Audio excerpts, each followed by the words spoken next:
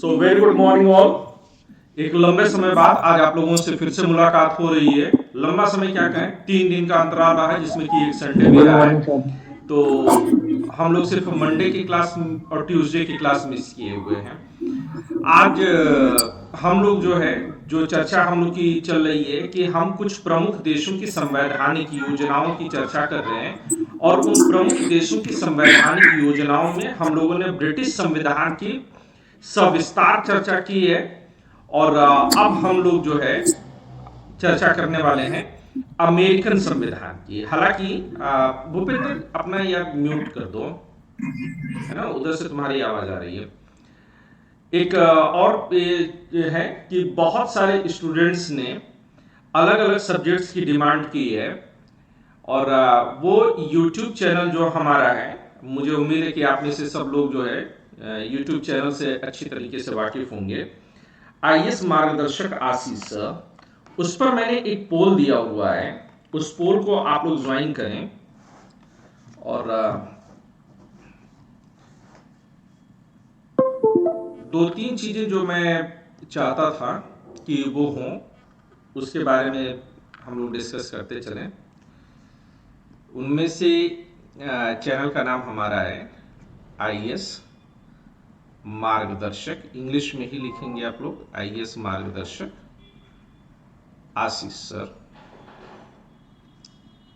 इस चैनल पर अगर आप जाएंगे यूट्यूब पर, तो सारी कवायद इसी पर हो रही है, क्योंकि मैं इस चैनल को ख्वाब यही है कि इतना बड़ा डेवलप करूं कि सिविल सर्विसेज की तैयारी करने के लिए हिंदी माध्यम में सही कंटेंट आप लोगों तक पहुंचे, या समझौता ना करे पैसों के लिए।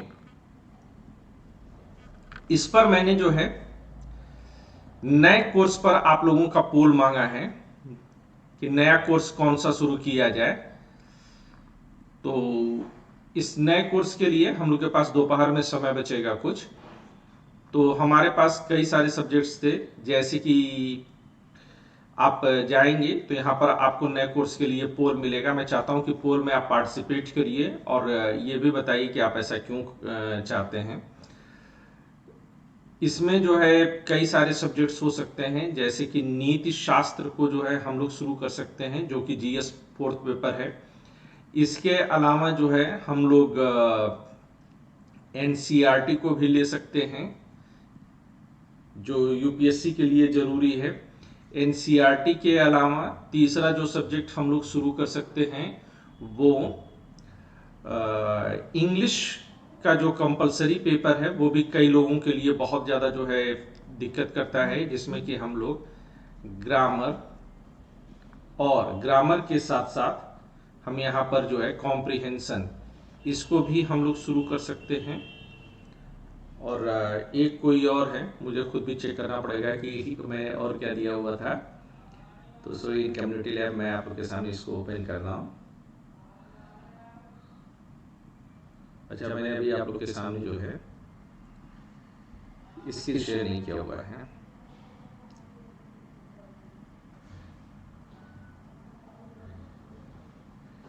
एक सब्जेक्ट और है, मैं पहले स्क्रीन शेयर कर दूं। स्क्रीन वगैरह शेयर करना भूल जाऊं तो आप लोग याद दिला दिया कीजिए।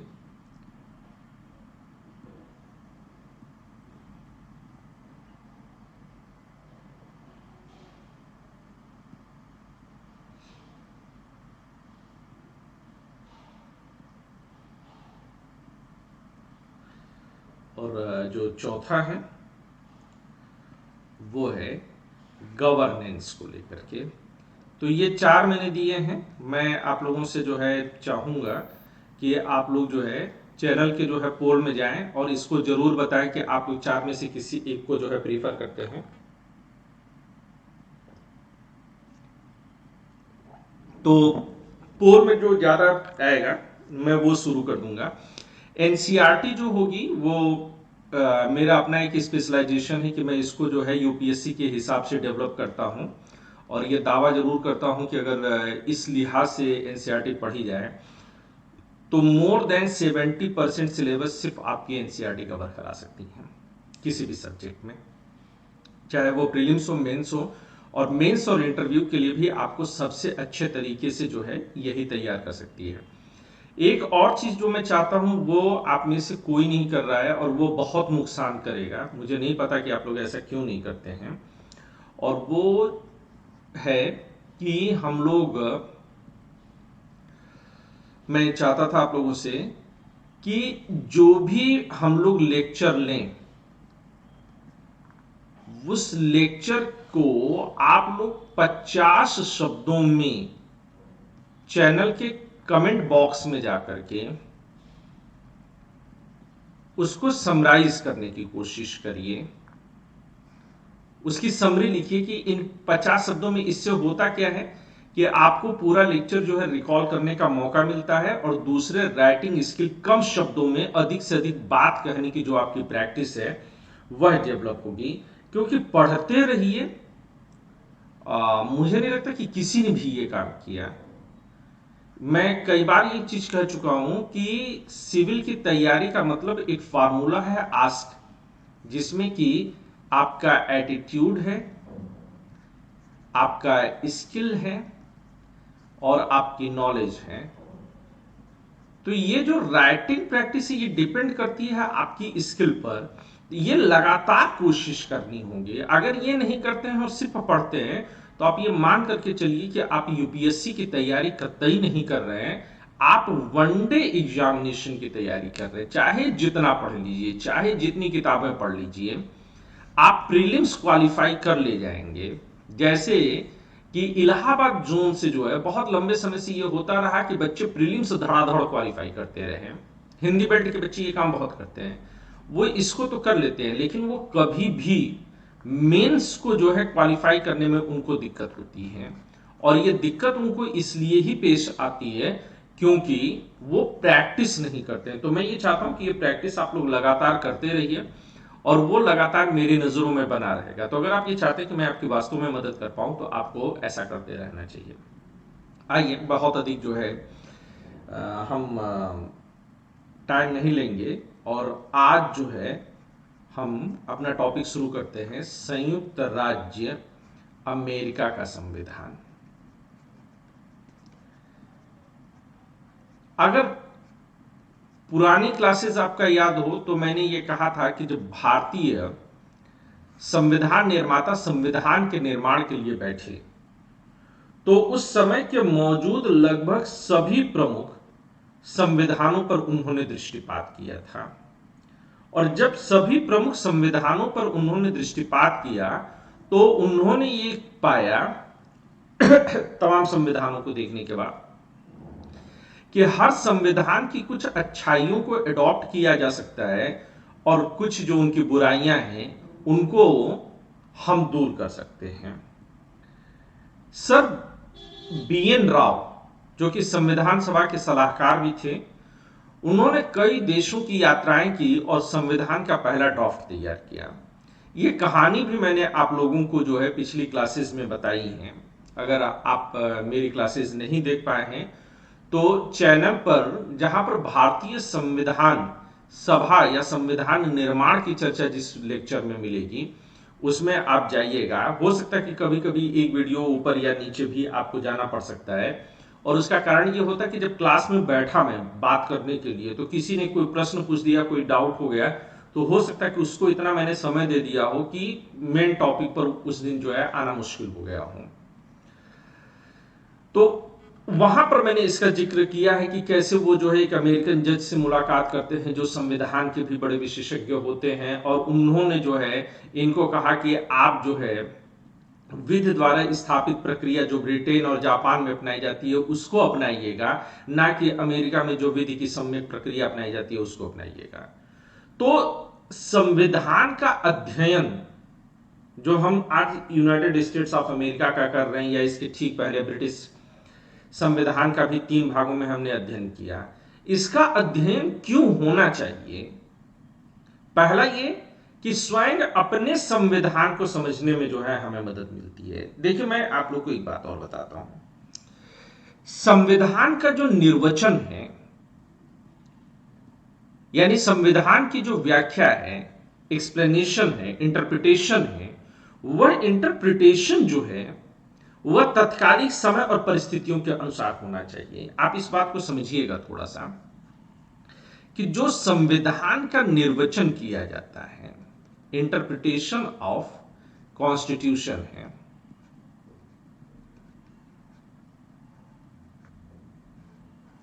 संविधान का निर्वचन, इंटरप्रिटेशन ऑफ कॉन्स्टिट्यूशन, ये अब आपका दो नजरिए से होता है। कहां कहां से होता है? पहला, वर्तमान परिस्थितियों के अनुसार, जैसे जैसे समाज बदलता है कानून और विधि की व्याख्याएं जो है बदलती हैं। ये बहुत गंभीर बात मैं कह रहा हूं, और यहीं से आपका, अगर हम पॉइंट्स कहें तो न्यायिक सक्रियता का सिद्धांत यहीं से उठा है। यहीं से आपके संविधान में न्यायिक सक्रियता या जुडिशियल एक्टिविज्म आया है। फिर इसके अलावा जो दूसरी चीज है कि संविधान का निर्वचन वैसे होता कहां कहां पर है, तो दो जगहों पर होता है। सामान्य रूप से इंटरप्रिटेशन का काम कौन करता है? अगर हम इस प्रश्न को ले लें कि कौन करता है, तो दो लोग करते हैं। पहला, आपका न्यायपालिका करती है। न्यायपालिका में केवल और केवल उच्चतर न्यायपालिका कर सकती है, हाई कोर्ट और सुप्रीम कोर्ट करती है। और दूसरी व्याख्या सदन की कार्यवाही यानी कि विधायिकाएं करती हैं। जब विधायिकाओं की बैठक चलती है, लेजिस्लेटिव की बैठक चलती है, चाहे वह लोकसभा हो, राज्यसभा हो, विधानसभा हो, विधान परिषद हो, और वहां पर संविधान की किसी मुद्दे पर प्रश्न फंस जाए कि इसका असली अर्थ क्या लिया जाना चाहिए, तो वहां पर इसको इंटरप्रेट करने की जिम्मेदारी कौन उठाता है? वहां पर सदन का जो पीठासीन अधिकारी होता है, प्रिसाइडिंग ऑफिसर होता है, वह इस जिम्मेदारी को लेता है कि कैसे जो है इस मुद्दे को निपटाया जाना चाहिए, उसका जो है सही अर्थ क्या लिया जाना चाहिए। क्लियर है मेरी बात? तो इंटरप्रिटेशन जो है दो जगह लिया जाता है। लेकिन अगर कभी ये प्रश्न आ जाए, ये सवाल पूछ लिया जाए कि संविधान की व्याख्या की अंतिम शक्ति किसके हाथ में है, तो संविधान की व्याख्या की अंतिम शक्ति वाला अगर कभी भी प्रश्न आ जाएगा तो आंख बंद करके आप न्यायपालिका पर जाएंगे। लेकिन यह भी एक संभावना है कि प्रश्न जो है यूपीएससी के लेवल पर जब पूछे तो वो आपसे इस कदर पूछ ले कि संविधान की व्याख्या का जो अधिकार दिया गया है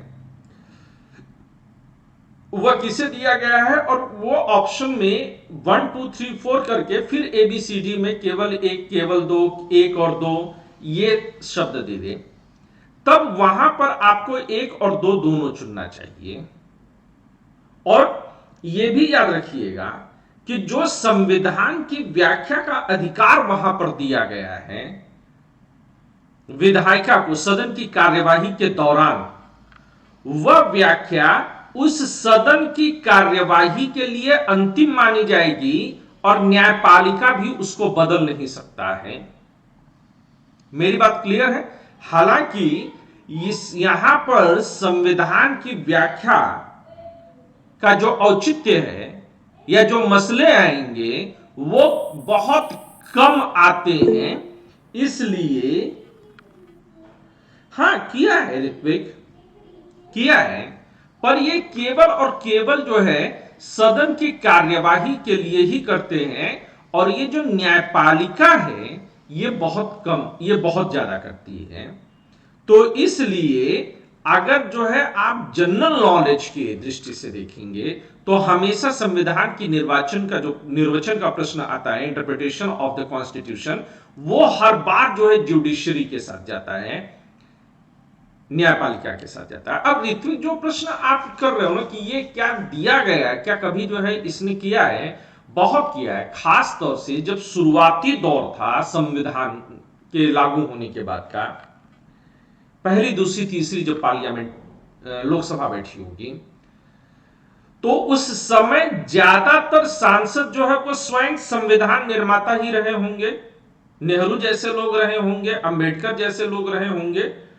तो वो कहीं ना कहीं, जैसे आज भी जब संविधान के निर्वचन का प्रश्न आता है, if question of interpretation of the constitution will arise, तो वहां पर क्या देखा जाता है, वहां पर यह कहा जाता है कि संविधान निर्माताओं ने क्या किया है, संविधान निर्माताओं के मन को पढ़ने की कोशिश की जानी चाहिए।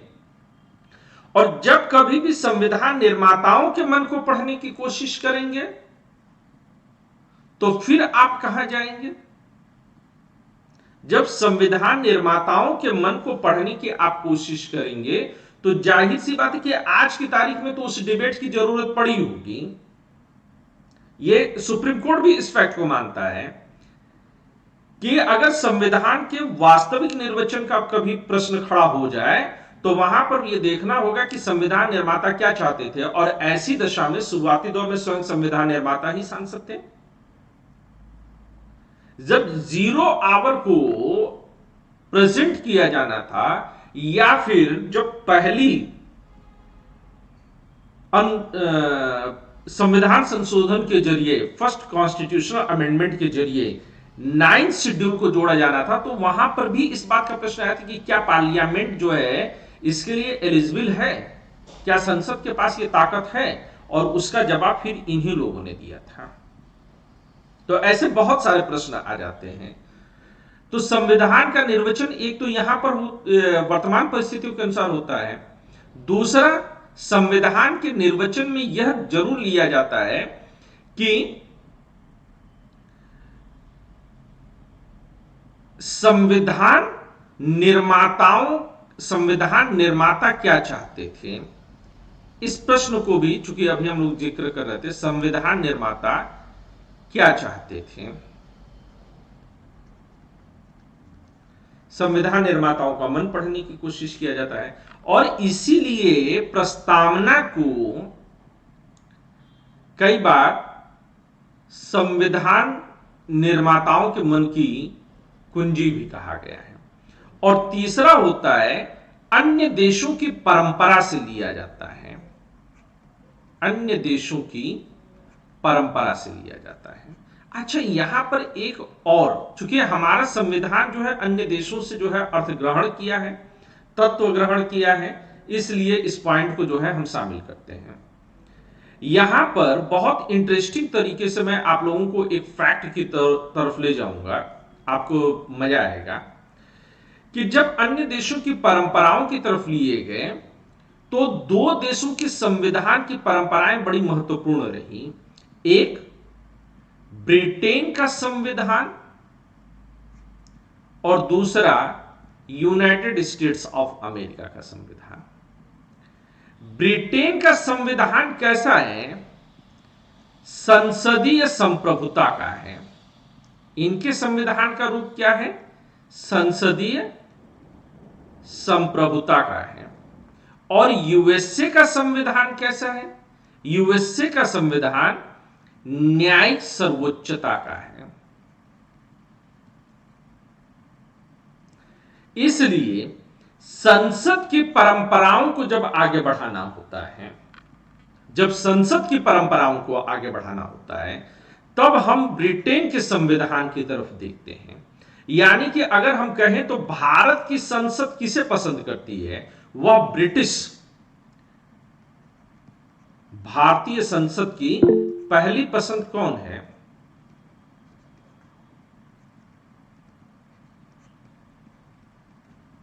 भारतीय संसद की पहली पसंद है। Is that clear?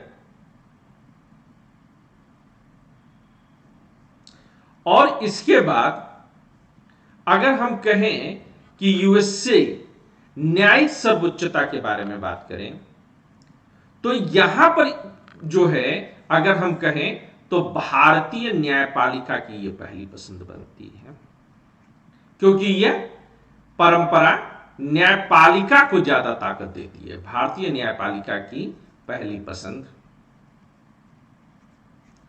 भारतीय संसद वह यूएसए के संसद से उदाहरण नहीं ग्रहण करती है, वह ब्रिटेन के संसद से उदाहरण ग्रहण करती है, जबकि न्यायपालिका ब्रिटेन की न्यायपालिका से कम उदाहरण लेती है, वहां की विधिक या न्यायिक प्रक्रिया से, परंपरा से कम उदाहरण लेती है, वह यूनाइटेड स्टेट्स ऑफ अमेरिका की तरफ से लेती है।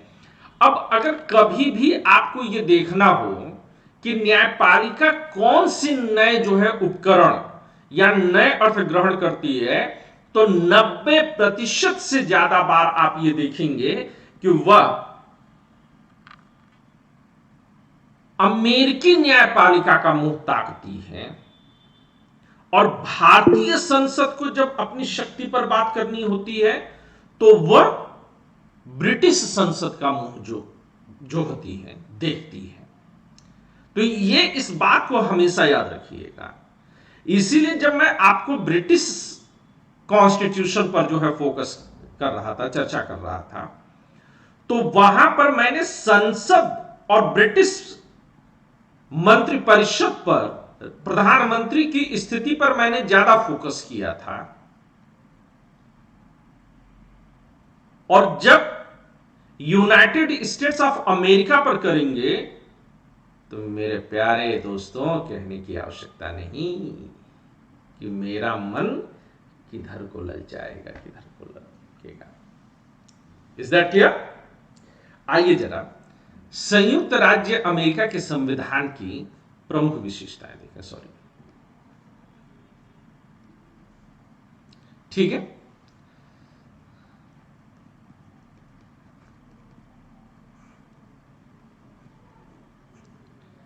संविधान की प्रमुख विशेषताएं,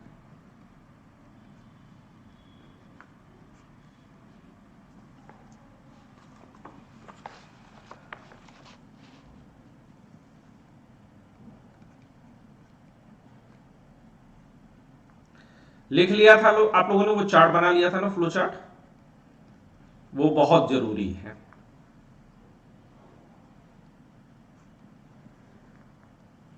अब इन विशिष्टताओं पर जब चर्चा करेंगे तो पहली विशिष्टता क्या बनेगी, लिखिएगा, जरा कलम चलाते रहिएगा। विश्व के प्रमुख देशों के संविधान की तुलना में, विश्व के प्रमुख देशों के संविधान की तुलना में अमेरिकी संविधान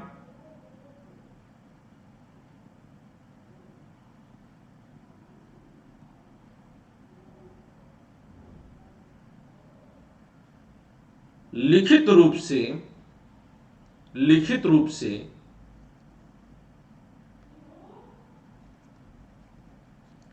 प्रथम और सर्वाधिक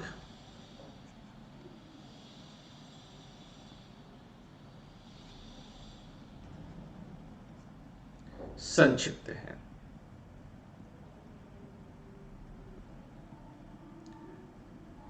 जबकि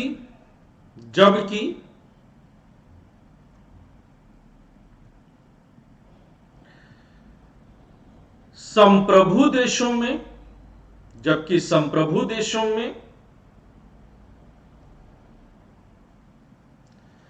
अमेरिकी संविधान, जबकि संप्रभु देशों में भारतीय संविधान, संप्रभु देशों में भारतीय संविधान सर्वाधिक विस्तृत संविधान है, सर्वाधिक विस्तृत संविधान है।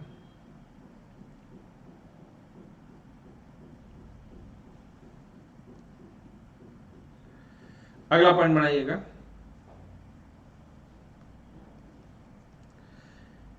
यूएसए का संविधान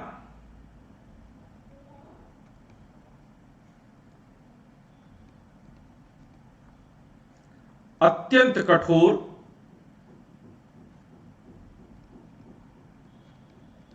अर्थात संविधान संशोधन की प्रक्रिया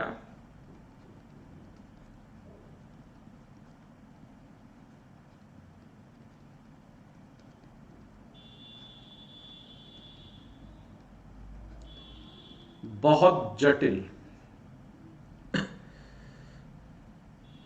है।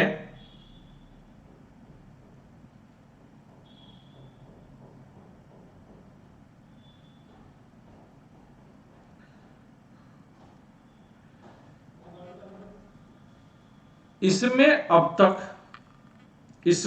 तक मात्र 27 बार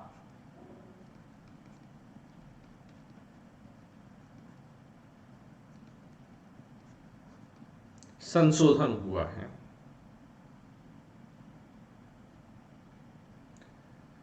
जबकि भारतीय संविधान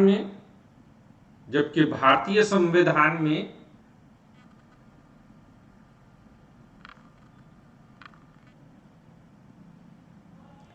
70 सालों में 27,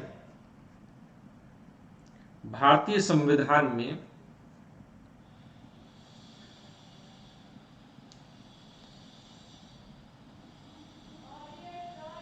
70 सालों में 104 संविधान संशोधन हो चुके हैं। 104 संविधान संशोधन हो चुके हैं।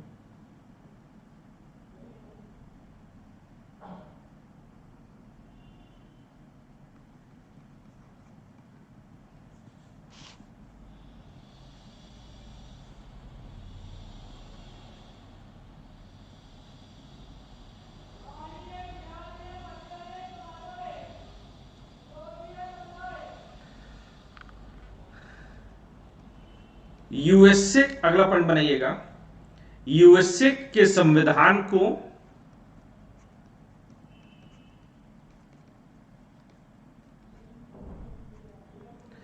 17 सितंबर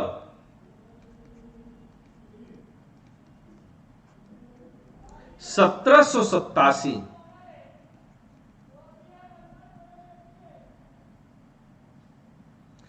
17 सितंबर 1787 को आयोजित सम्मेलन में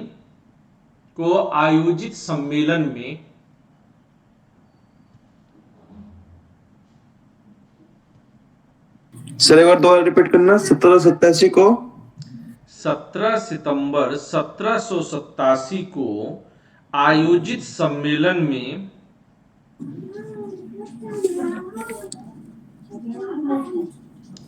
सम्मेलन में अंतिम रूप दिया गया।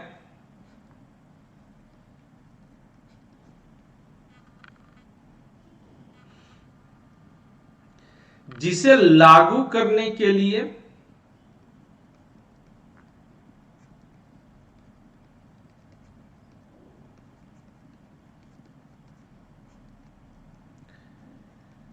कम से कम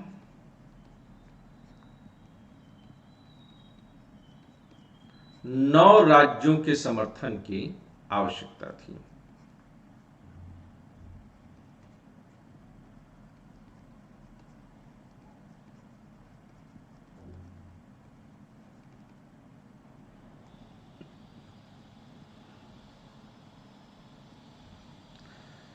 परंतु 13 सितंबर यानी कि एक साल के भीतर 1788 तक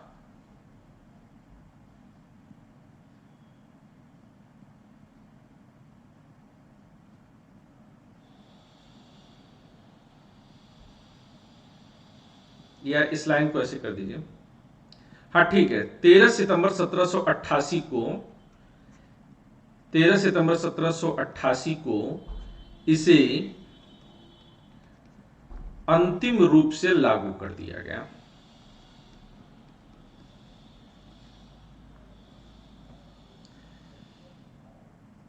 नोट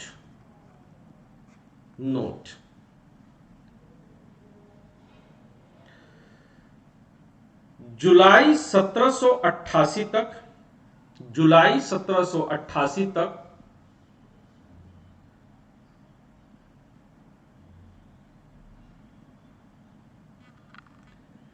11 राज्यों ने जुलाई 1788 तक 11 राज्यों ने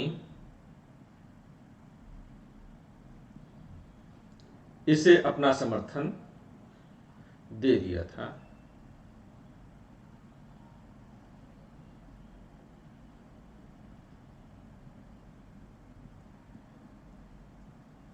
अंतिम समर्थन दे दिया था। ठीक है, कोई पॉइंट कंफ्यूजन तो नहीं दे रहा?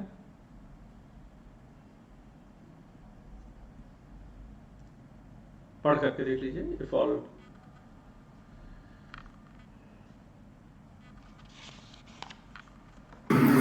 सर, अंतरिम और अंतिम में कुछ अंतर रहता है कि अंतरिम समर्थन दे दिया या अंतिम समर्थन दे दिया? अंतरिम का मतलब एक तरह से होता है टेम्पोरेरी,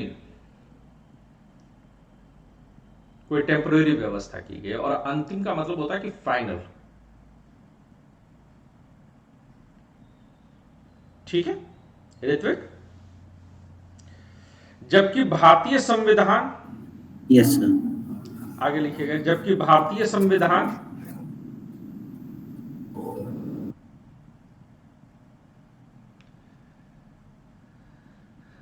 छब्बीस नवंबर 1949 को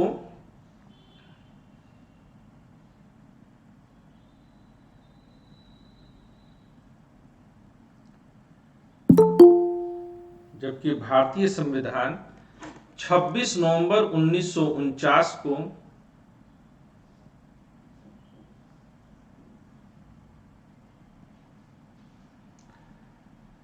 संविधान सभा द्वारा अंगीकृत किया गया था।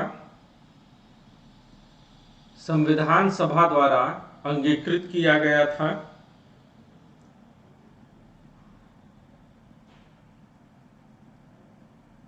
और इसे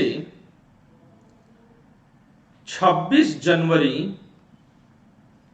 1950 को और इसे 26 जनवरी 1950 को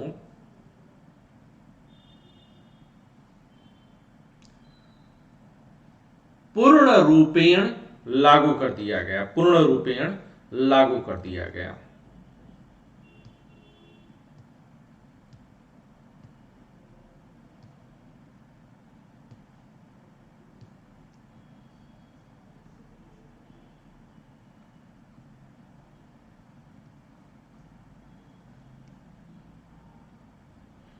हाँ, ये अच्छा प्रश्न है तुम्हारा ऋत्विक।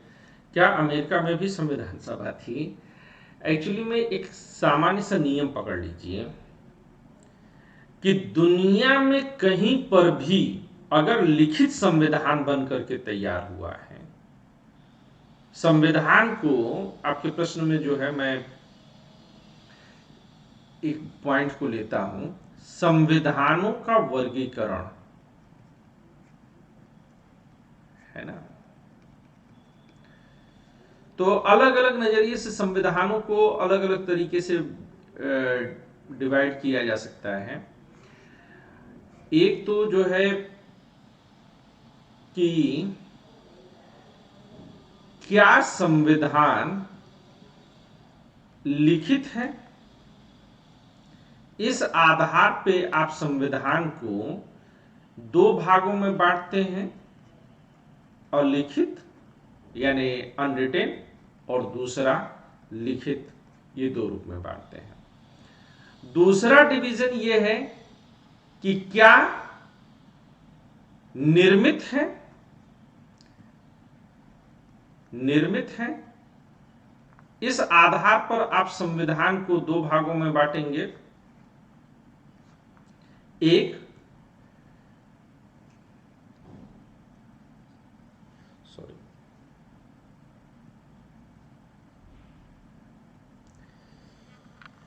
विकसित संविधान में इवॉल्व हुआ है, और दूसरा निर्मित में। अब यहां पर हमेशा याद रखिएगा कि जो संविधान निर्मित होगा वह लिखित होगा, या लिखित संविधान हमेशा निर्मित होते हैं। ये दोनों एक साथ हमेशा पाए जाते हैं। और इसके उलट और लिखित संविधान हमेशा विकसित होते हैं। तो जब कभी भी निर्मित और लिखित संविधान मिलेगा तो इसके लिए समय के किसी मोड़ पर संविधान सभा जरूर बनेगी, क्योंकि संविधान, जो भी उस संविधान को बनाएगा वही निर्माण करेगा। और जो अलिखित संविधान होते हैं, विकसित होते हैं, या परंपराओं पर चलते हैं। तो जब कभी भी आपको लिखित या निर्मित वाला प्रश्न आ जाए तो हमेशा आप मान करके चलिएगा कि कोई न कोई संविधान सभा जरूर रही होगी। क्लियर ऋत्विक? कोई डाउट? नन।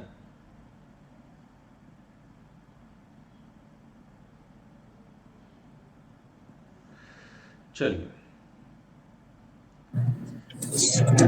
सर ये विनियमित लिखा था आपने? विकसित, ये भूपेंद्र क्लास में तुम लोग को लिखवाया भी है मैंने। संविधानों का वर्गीकरण तुम लोग को लिखवाया है। जितने मेरे नए नोट्स होंगे उनमें ये मिलेगा। All done?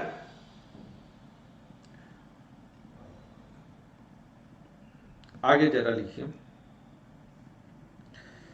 संयुक्त राज्य अमेरिका में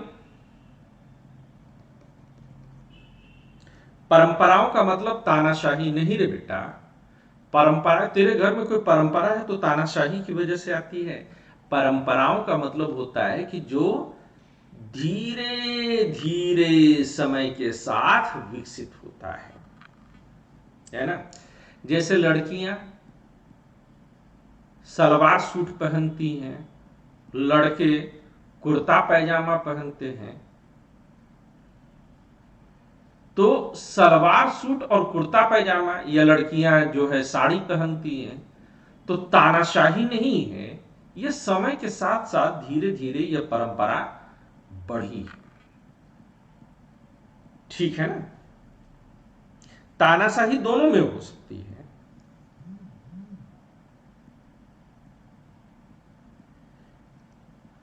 आगे लिखते हैं। संयुक्त राज्य अमेरिका में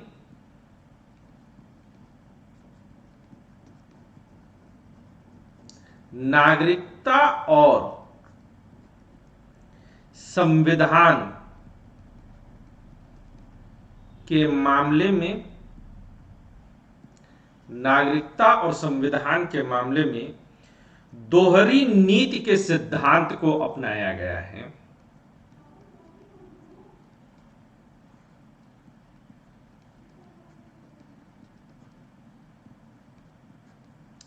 दोहरी नीति के सिद्धांत को अपनाया गया है। दोहरी नीति के सिद्धांत का मतलब क्या है कि संपूर्ण देश के लिए अलग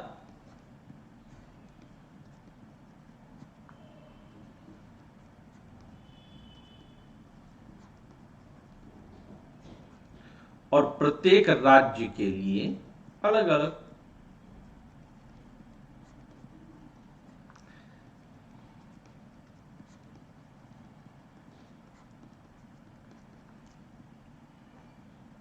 ठीक है।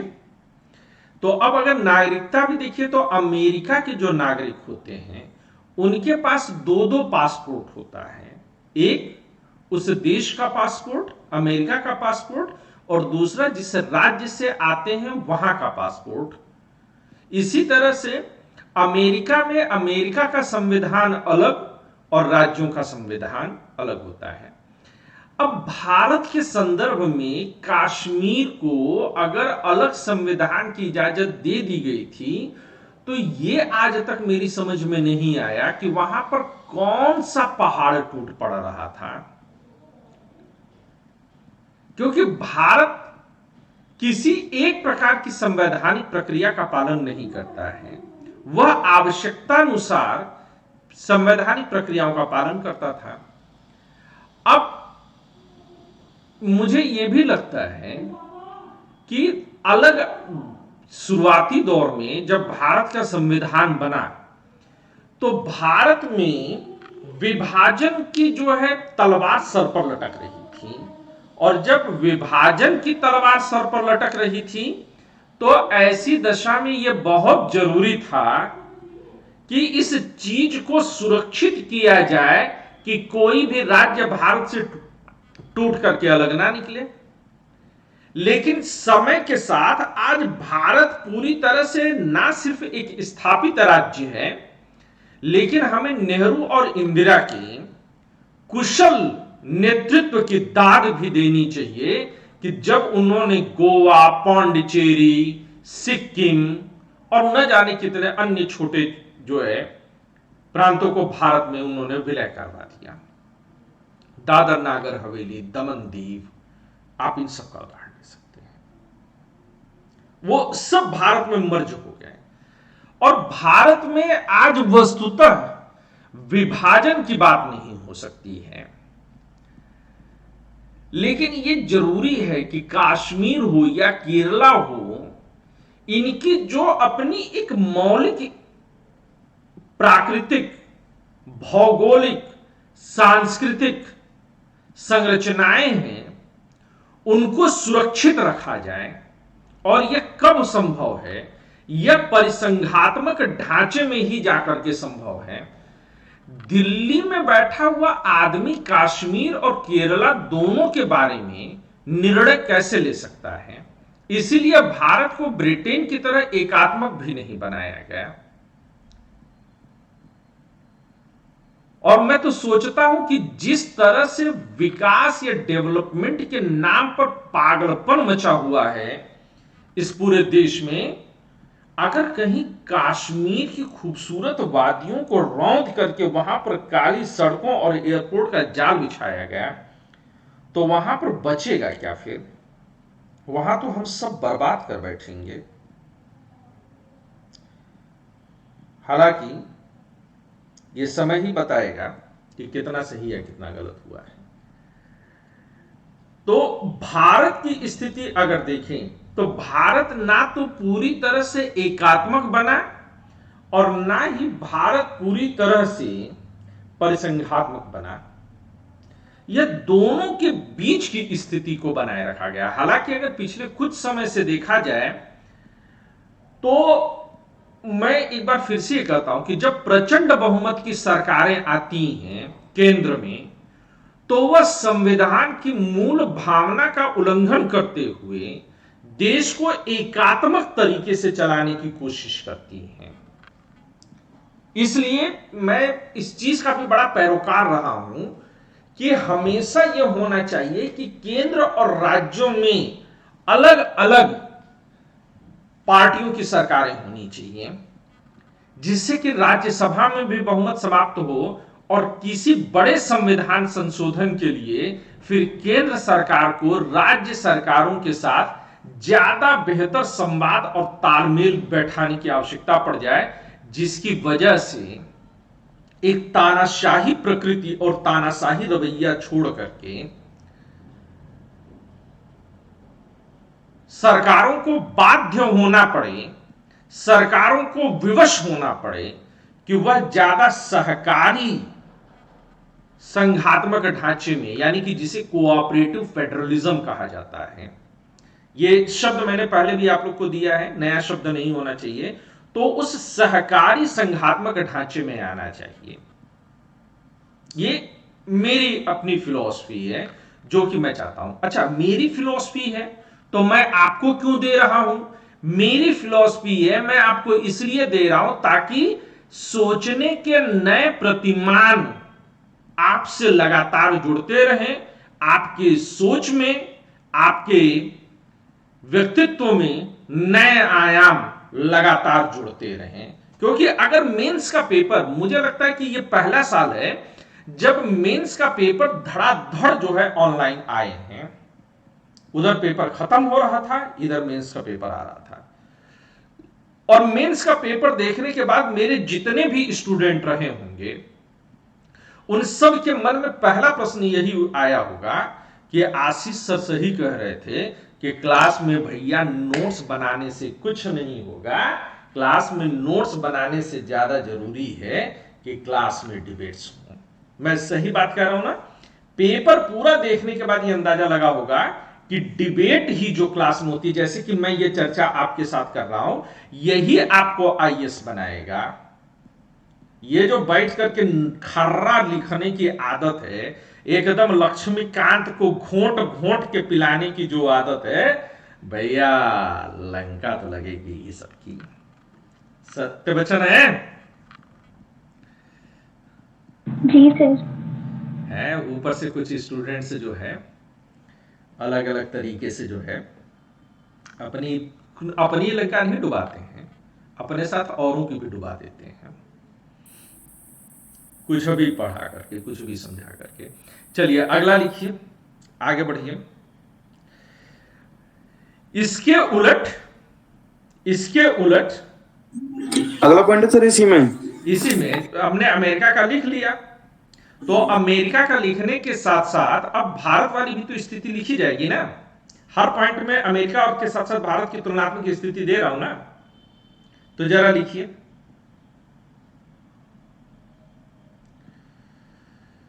इसके उलट भारत में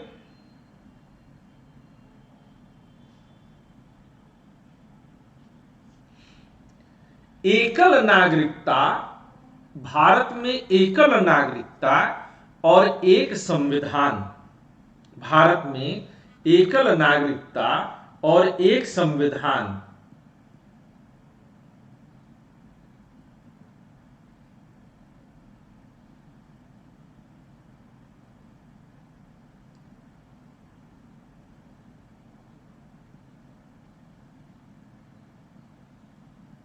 की संकल्पना को अपनाया गया है, की संकल्पना को अपनाया गया है।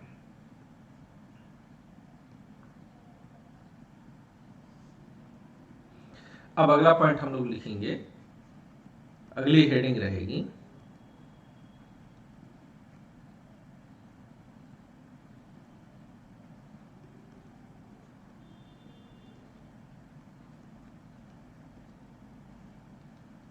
संविधान की प्रकृति, संविधान की प्रकृति।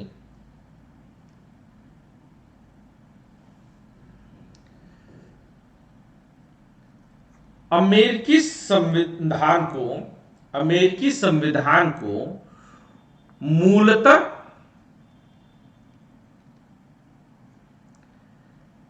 संघीय संविधान,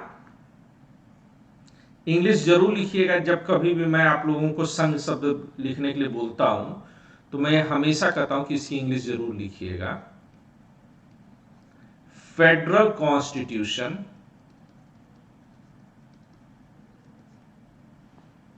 संघीय संविधान के रूप में वर्णित किया गया है, संघीय संविधान के रूप में वर्णित किया गया है।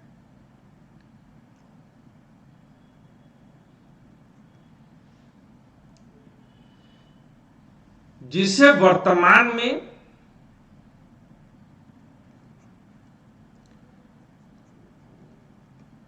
पचास स्वतंत्र राज्यों का अनुमोदन प्राप्त है।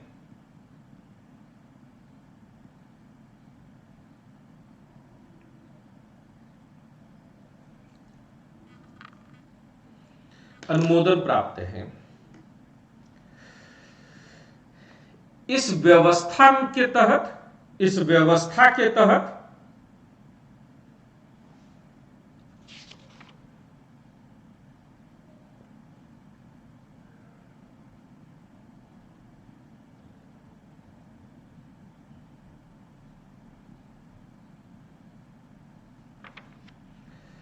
संपूर्ण देश के लिए एक संविधान होता है, संपूर्ण देश के लिए एक संविधान होता है जिसे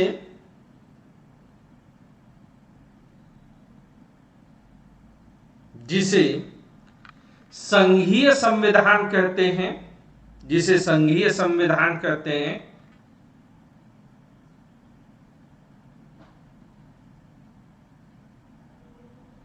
पीछे इस बात का जिक्र किया गया है जिसे संघीय संविधान कहते हैं।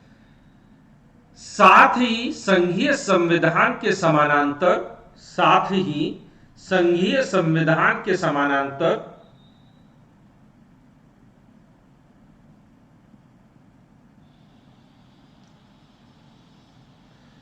प्रत्येक राज्य का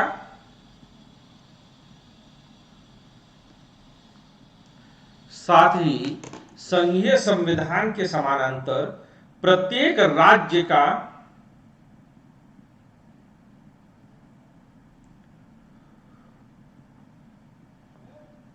अपना एक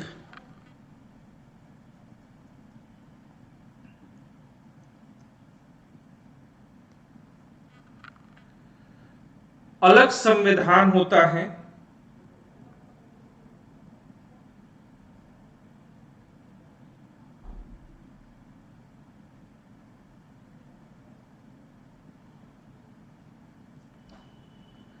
अलग संविधान होता है। यहां यह उल्लेखनीय है कि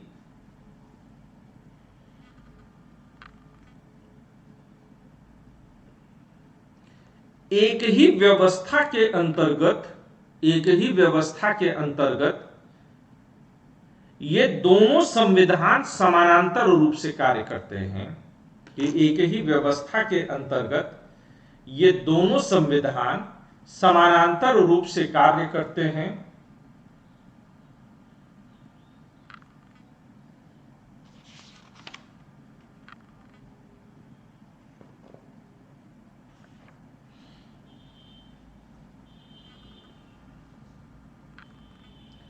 और एक दूसरे के कार्यों में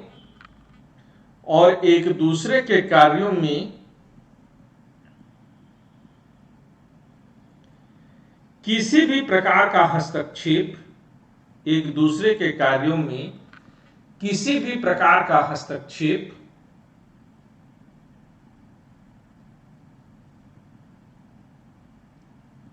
नहीं करते हैं।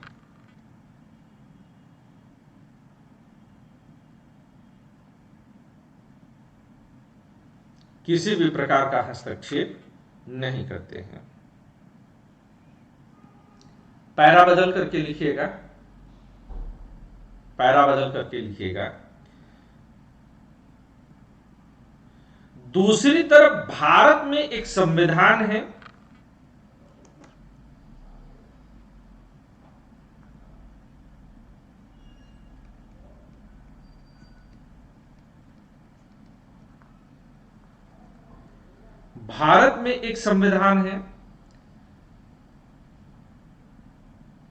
जिसमें राज्य सरकार के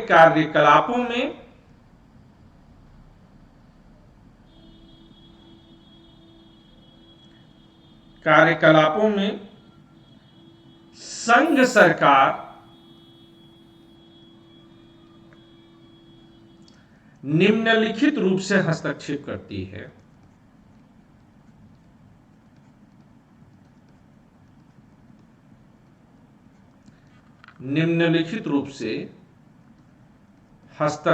करती है।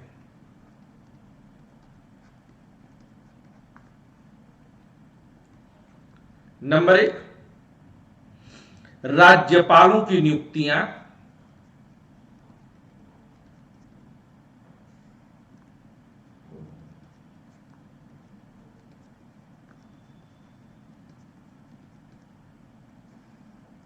नियुक्ति के साथ उनका हटाया जाना भी आप लिख सकते हैं इसमें।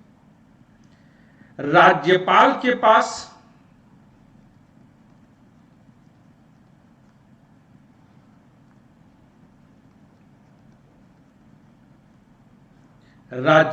पास राज्य विधानमंडल द्वारा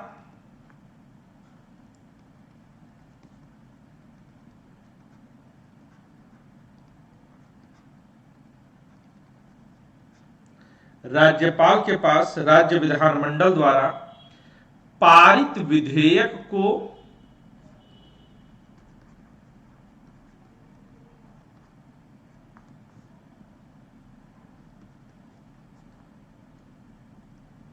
राष्ट्रपति द्वारा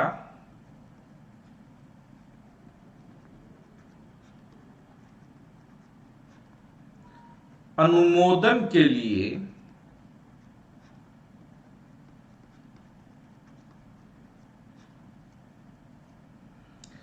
आरक्षित करने की शक्ति।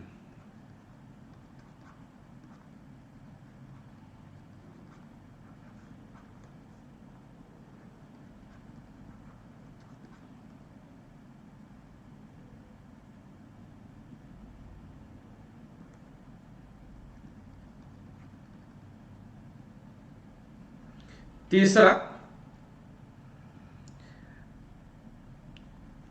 अनुच्छेद 356 की व्यवस्था के अनुसार राज्यों में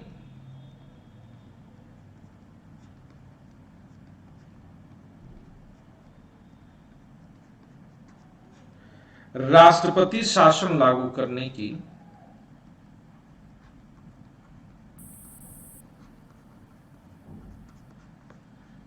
करने की संघ सरकार की शक्ति।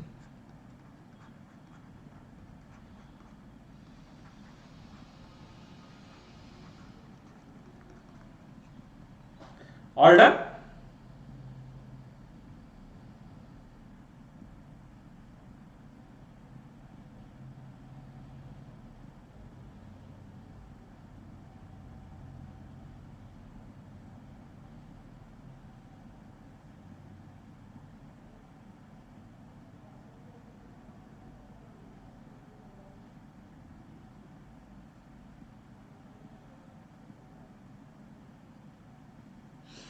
चलिए अगला हेडिंग बनाइएगा, संघवाद की प्रकृति अमेरिकन संविधान में। किसी को कोई डाउट नहीं, एक आदि बढ़ा दीजिएगा यहां पर, आदि।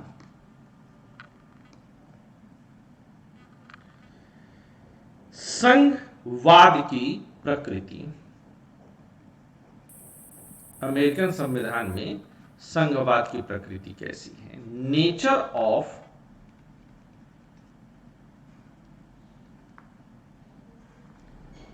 फेडरलिज्म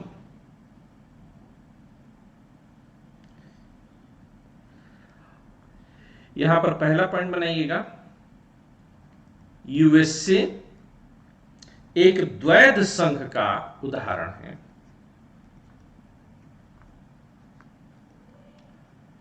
द्वैध संघ, द्वैध संघ को इंग्लिश में क्या लिखेंगे हम लोग? Dual federation.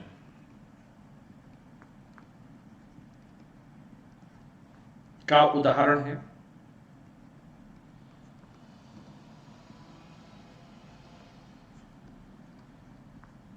जबकि भारत एक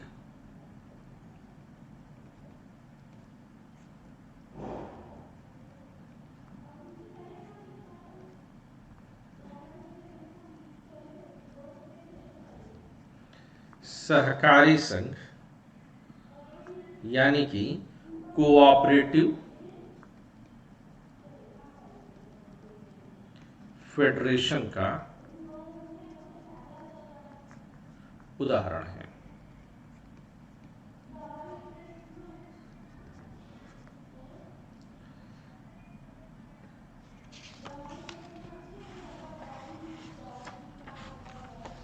ठीक है, यहां तक के पॉइंट्स। अब जरा यहीं पर हम लोग एक काम और करेंगे कि हम, किसी को दिक्कत तो नहीं है, एक डिफरेंस बनाएंगे दोनों के बीच में, और वो क्या है?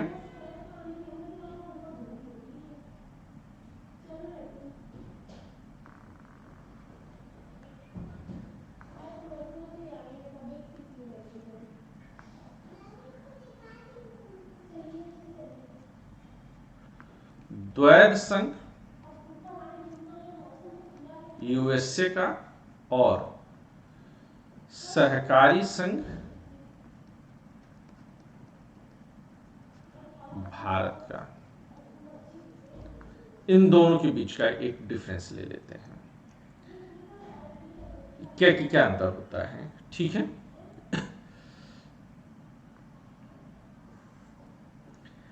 ऐसे संघ में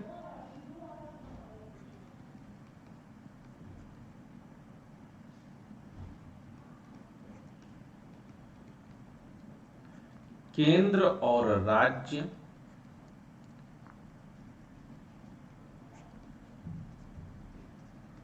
दोनों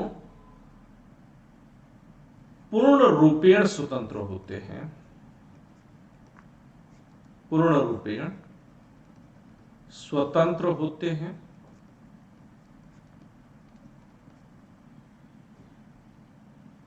और वे अपने आप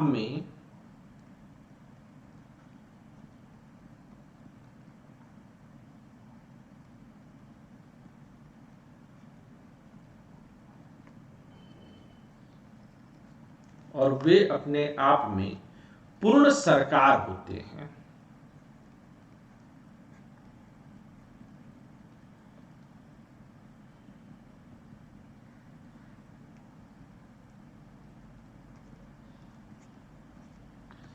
यानी कि इसमें विकेंद्रीकरण की प्रवृत्ति ज्यादा पाई जाती है, इसलिए इसको हम क्या लिख सकते हैं? इसको हम लिख सकते हैं अपकेंद्रीय संघवाद। हम क्या लिखेंगे इसे? अपकेंद्रीय संघवाद। इंग्लिश में अपकेंद्रीय संघवाद को क्या लिखेंगे? सेंट्रीफ्यूगल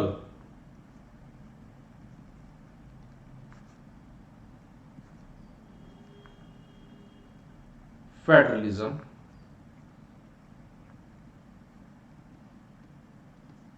यानी कि अपकेंद्रीय, जैसे कि लेंस वगैरह में आप लोगों ने, या जब आप लोगों ने लाइट या प्रकाश पढ़ा होगा 10वीं में, तो वहां पर अपकेंद्रीय लेंस और अभिकेंद्रीय लेंस पढ़ा होगा। अपकेंद्रीय लेंस में क्या होता है कि चीजें फैलती हैं, फैलाव आता है, और अभिकेंद्रीय में क्या होता है कि चीजें एक बिंदु पर आकर के सिमटती हैं, सिकुड़ती हैं। यही अपकेंद्रीय और अभिकेंद्रीय का अंतर है। पढ़ा होगा आप लोगों ने। इसी पॉइंट को यहां पर आप लोग लिखिएगा कि जब आप सहकारी संघ के बारे में बात करते हैं तो ऐसे संघ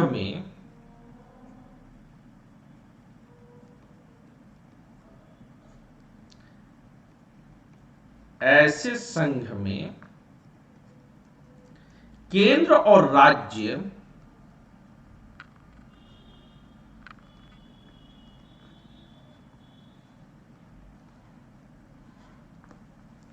एक दूसरे से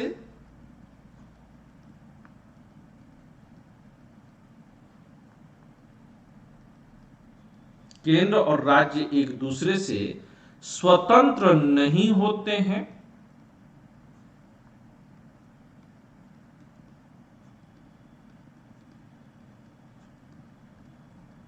एक दूसरे से स्वतंत्र नहीं होते हैं, बल्कि अपने कार्य निष्पादन के लिए,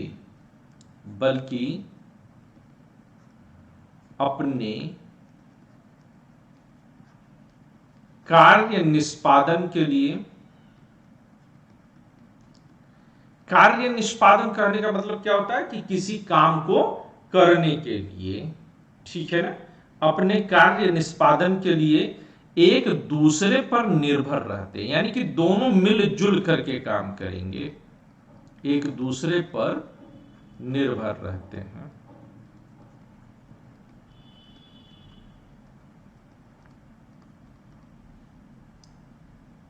डन।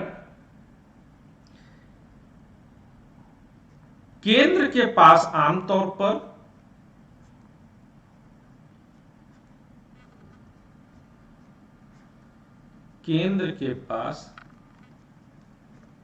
आमतौर पर अधिक नियंत्रणकारी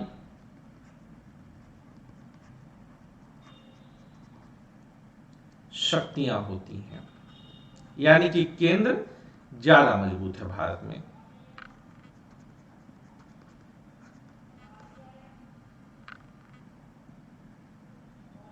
ऑर्डर।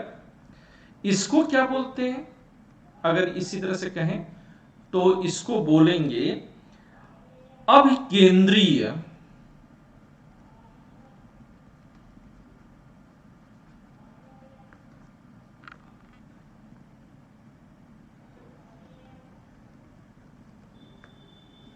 संघवाद, सेंट्रीपेटल फेडरेशन।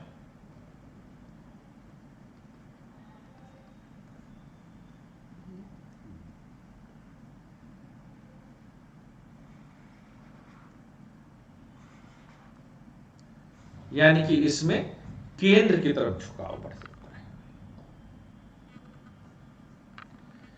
अब एक और डिफरेंस आप लोग लिखिएगा कि अमेरिका में क्या होता है कि सममित संघवाद पाया जाता है, सममित संघवाद पाया जाएगा। सममित संघवाद का मतलब क्या होता है, सिमेट्रिकल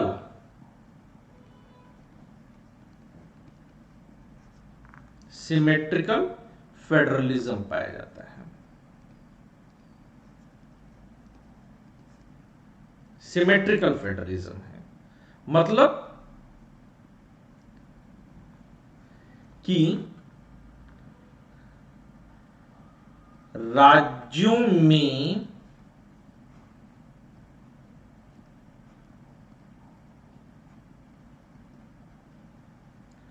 जनसंख्या के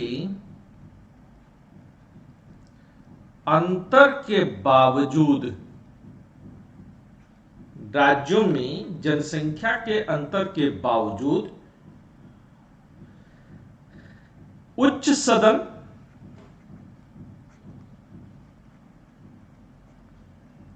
या सीनेट में, उच्च सदन या सीनेट में सभी राज्यों को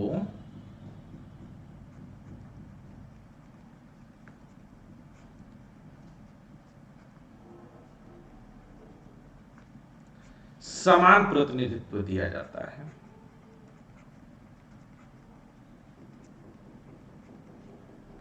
समान प्रतिनिधित्व कैसे दिया जाता है, प्रत्येक राज्य से 2 सीट दिया जाता है।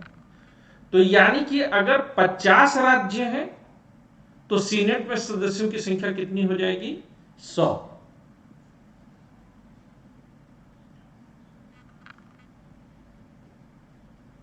क्लियर है ये बात। दूसरी तरफ भारत में कौन सी स्थिति बनती है, भारत में जो स्थिति बनती है उसको असममित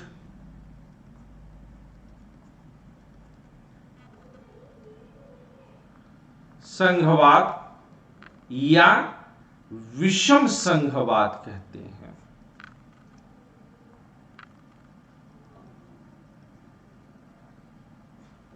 विषम संघवाद कहते हैं। इंग्लिश में इसको कहेंगे ए सिमेट्रिकल फेडरेशन। ये जो शब्द है एसिमेट्रिकल, तो नाम से ही आप क्लियर हो जाएंगे कि ये क्या है, या फेडरेशन या फेडरलिज्म हो जाएगा ना। ये शब्द क्या हो जाएगा यहां पर, फेडरलिज्म, क्योंकि संघवाद शब्द का प्रयोग कर रहे हैं। तो थोड़ा सा भाई आप मेरी मदद करिए।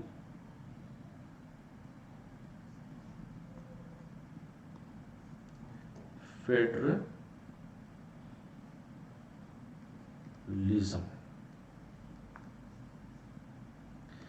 अब इस शब्द को अगर आगे बढ़ाने की कोशिश करें असममित संघवाद को, तो कैसे लिखेंगे, राज्यों को उनकी जनसंख्या के आधार पर, राज्यों को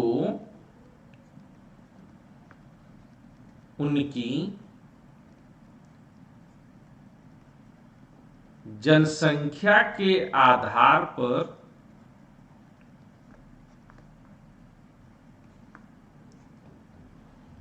राज्यों को उनकी जनसंख्या के आधार पर उच्च सदन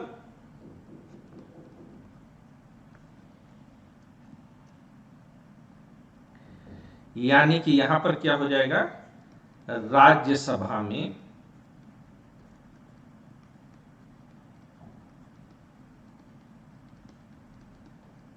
सीटें आवंटित की गई हैं। भारत में कैसे किया जाता है कि भारत में जिस राज्य की जनसंख्या जितनी ज्यादा होगी उस राज्य से उतनी ज्यादा सीटें दे दी जाती हैं। इस आधार पर उत्तर प्रदेश में सबसे ज्यादा सीटें दी गई हैं। अब यहां पर यह भी है कि पहली कुछ सीटें 20 लाख की जनसंख्या पर एक, फिर उसके बाद 10 लाख की जनसंख्या पर एक सीट दी जाती है। यह कैसे है? जो संसद मैंने पढ़ाया है आईएएस मार्गदर्शक चैनल पर, यह बहुत डिटेल में मैंने पढ़ाया है। तकरीबन संसद को पढ़ाने में मैंने 40 घंटे का समय लिया है, पूरे विस्तार के साथ बताया है। किसी कोचिंग में उतना डिटेल में जाना मेरे लिए संभव नहीं है, क्योंकि 80 घंटे में तो पूरी पॉलिटी खत्म हो जानी है, अलॉन्ग विद द गवर्नेंस। तो आपसे मेरी गुजारिश है कि राज्यसभा में सीटों का आवंटन कैसे है, वह आप उसके वीडियोस में जहां पर कि राज्यसभा होगा उसको जाकर के छांटिएगा, तो वहां पर सीटों के आवंटन की पूरी गणित समझाई गई है, जो कि आपको समझ में आनी चाहिए। तो आपके लिए जो है वो देखना बहुत जरूरी है कि कैसे 20 लाख पे होता है, फिर 10 लाख पर कैसे होता है, फिर जो बची हुई हैं उन पर कैसे होता है। तो ये बड़ा डिटेल में है। अगला पॉइंट इसी में बनाइएगा, इसी में एक पॉइंट और लिखिएगा कि संविधान में कुछ राज्यों के लिए विशेष उपबंध भी दिए गए हैं। संविधान में कुछ राज्यों के लिए विशेष उपबंध भी दिए गए हैं, जैसे अनुच्छेद 370 और 371 आदि, जैसे अनुच्छेद 370 और 371 आदि। मैं 1 मिनट का ब्रेक लूंगा, आप लोग भी पानी वानी कीजिए। जैसे अनुच्छेद 370 और 371 आदि। 1 मिनट का ब्रेक लेता हूं, फिर जो है आप लोग के साथ कनेक्ट करूंगा।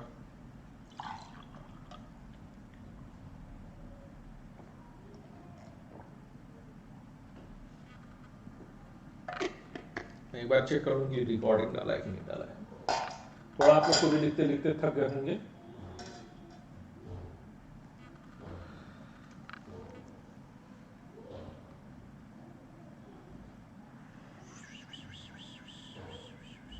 हाँ, रिकॉर्डिंग चल रही है।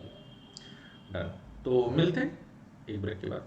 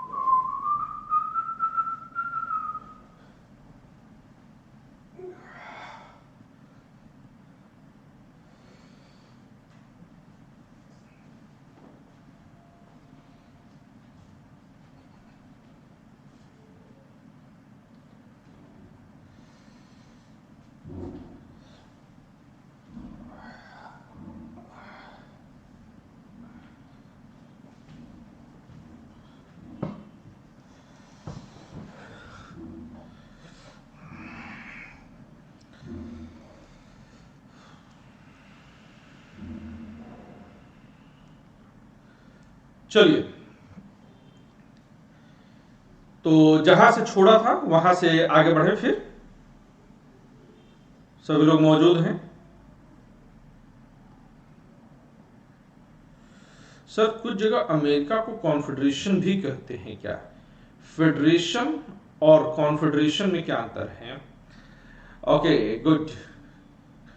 पहली चीज है कि अमेरिका जब शुरुआती दौर में 1788 में ये जो लागू हुआ संविधान, यह कॉन्फेडरेशन ही था।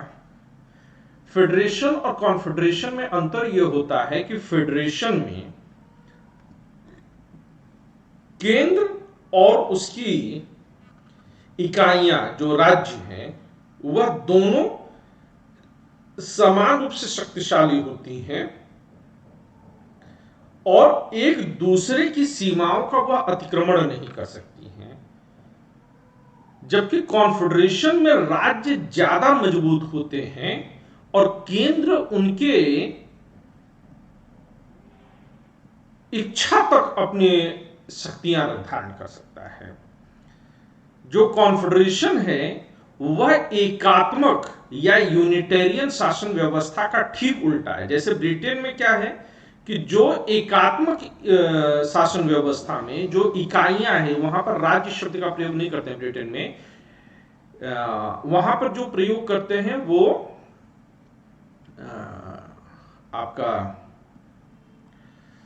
काउंटी शब्द का प्रयोग करते हैं। काउंटी, यस, काउंटी शब्द का प्रयोग करते हैं। तो जो काउंटी होती है वह अपेक्षाकृत काफी कमजोर होती है यहां पर, और राज्य केंद्र जब चाहता है उनको तोड़ मरोड़ दे।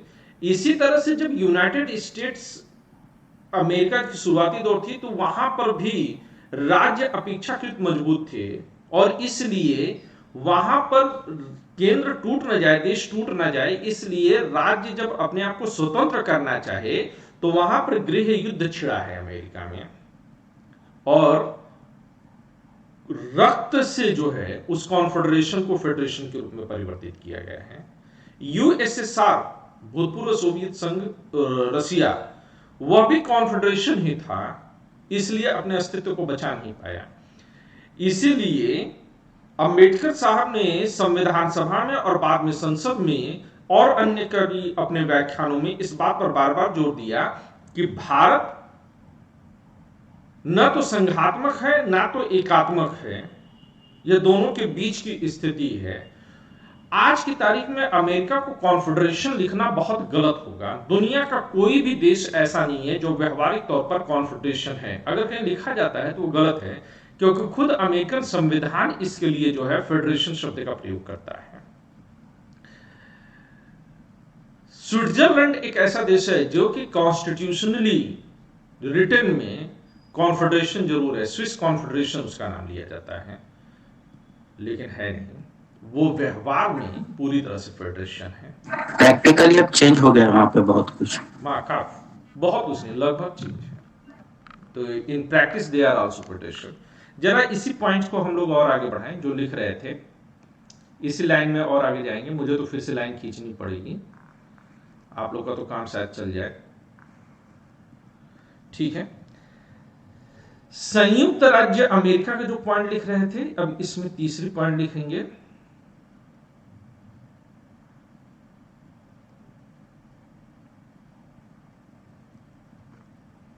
यूएसए एक विधायी संघ है,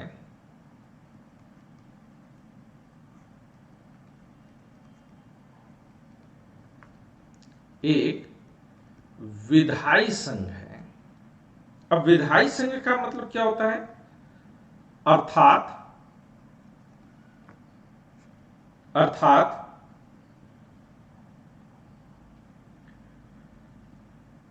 कानून निर्माण की प्रक्रिया में, अर्थात कानून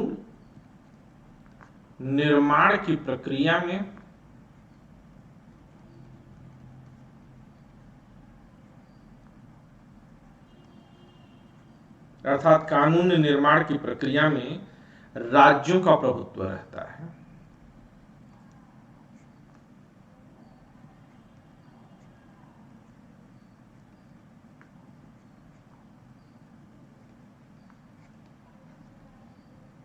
यानी राज्यों का प्रभुत्व रहता है,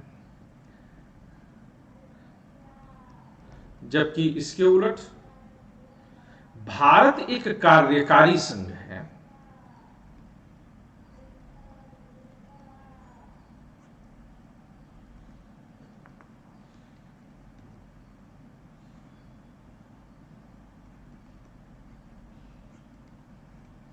भारत एक कार्यकारी संघ है, जिसका तात्पर्य यह है कि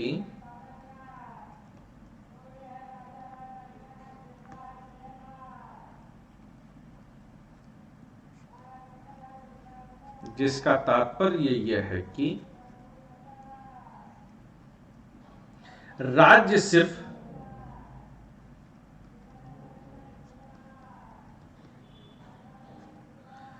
कार्यकारी स्तर पर महत्वपूर्ण है।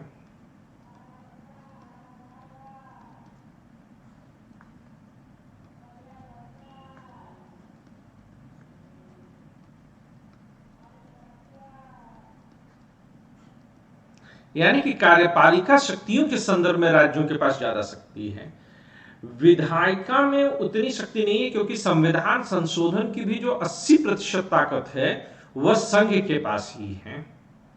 तो इस तरह से भारत कार्यकारी संघ के रूप में ज्यादा है, जबकि यूनाइटेड स्टेट्स ऑफ अमेरिका विधायी संघ के रूप में ज्यादा प्रभावी है।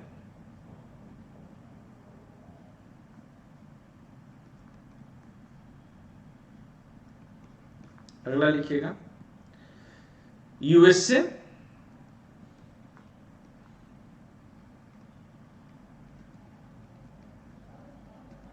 अविनाशी राज्यों का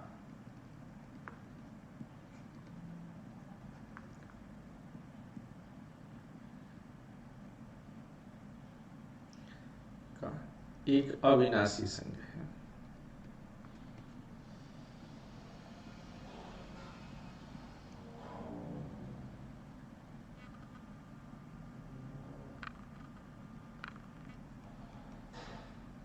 inseparable union of inseparable states है यूनाइटेड स्टेट्स ऑफ अमेरिका, जबकि इसी के उलट अगर आकर के देखें तो भारत में क्या स्थिति बनती है।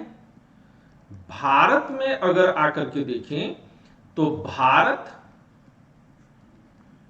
विनाशी राज्यों का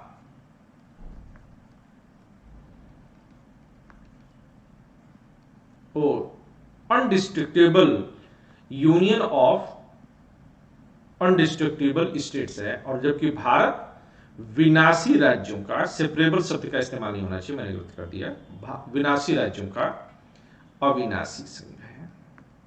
यानी कि राज्य टूट सकते हैं भारत में, लेकिन संघ पूरा देश को नहीं तोड़ा जा सकता, जबकि अमेरिका में न राज्य टूटेंगे और न ही यहां का संघ टूटेगा। ठीक है, अगला पॉइंट ले लीजिए, संयुक्त राज्य अमेरिका का संविधान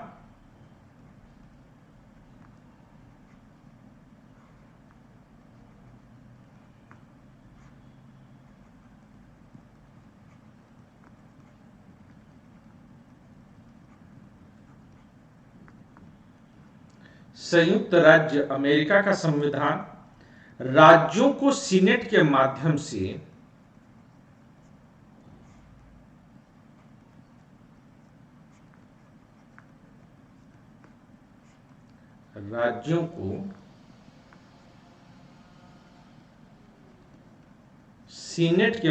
से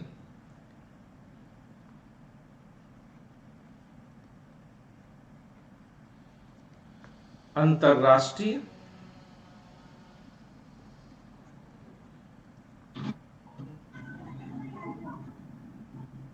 संधियों को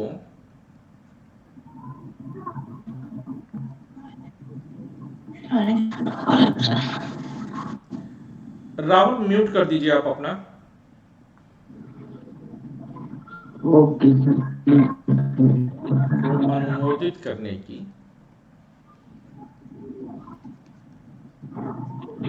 शक्ति देता है। यानी कि अगर कोई अंतरराष्ट्रीय संधि हुई है तो उसको अनुमोदित करने की ताकत किसके पास होगी?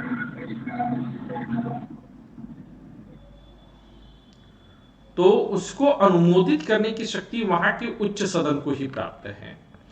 लेकिन अगर भारत के संदर्भ में कहा जाए तो भारत के संदर्भ में क्या है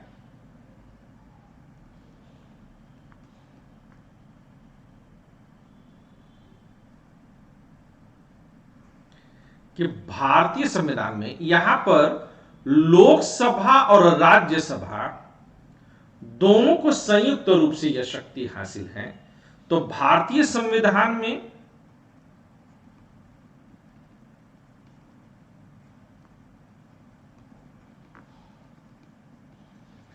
राज्यों के लिए ऐसा कोई प्रावधान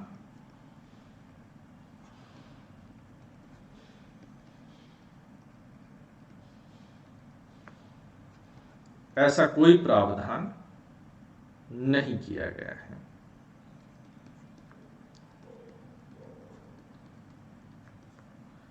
यहां पर अंतरराष्ट्रीय संधियों के संदर्भ में आवश्यक होगा कि संसद अनुमोदन दे, यानी कि लोकसभा और राज्यसभा दोनों को समान रूप से शक्ति हासिल है। All done? ये वाला पॉइंट पूरी तरह से सबको क्लियर है? कोई दिक्कत?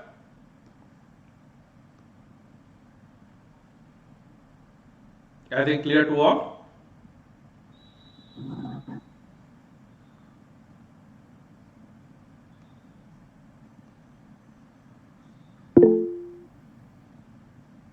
Okay, done. आगे बढ़ते हैं। अब जरा बढ़ाइएगा, सरकार का ढांचा। अगली हेडिंग क्या हम लोग लेंगे? सरकार का ढांचा।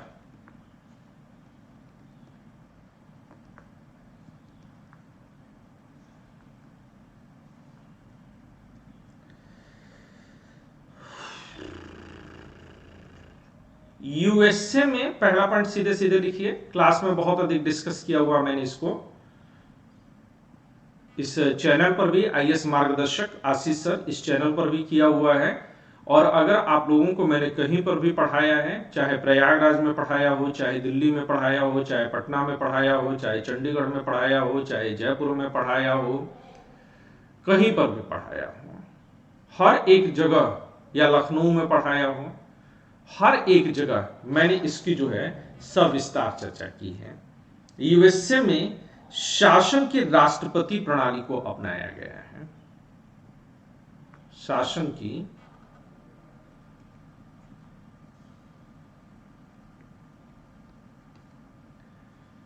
राष्ट्रपति प्रणाली को अपनाया गया है।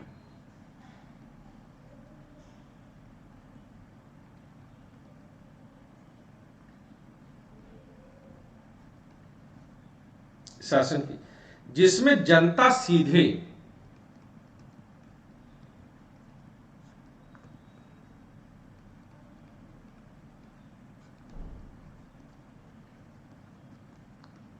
राष्ट्रपति को चुनती है।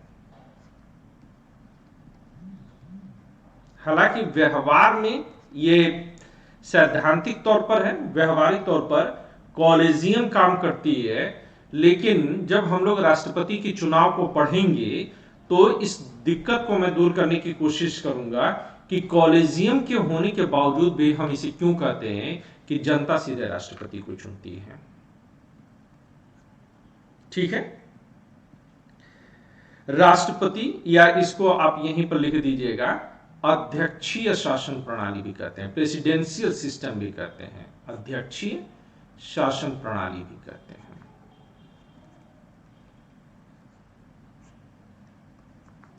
मैंने संसदीय शासन प्रणाली और अध्यक्षीय शासन प्रणाली का भेद काफी डिटेल में समझाने की कोशिश की है। दूसरा पॉइंट लिखिएगा, राष्ट्रपति अत्यधिक शक्तिशाली होता है। राष्ट्रपति अत्यधिक शक्तिशाली होता है और वह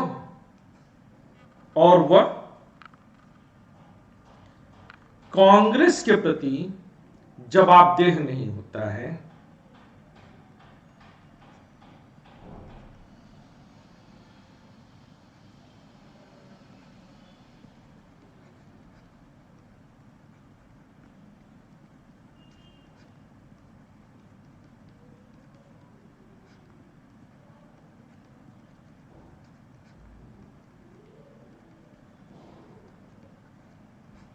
प्रति जवाबदेह नहीं होता है।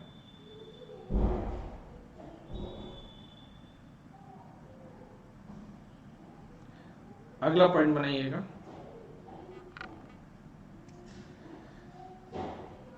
अमेरिकी राष्ट्रपति का कार्यकाल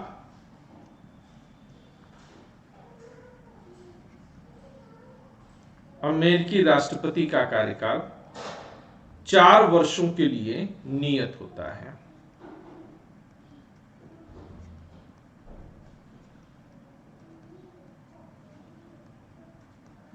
चार वर्षों के लिए नियत होता है।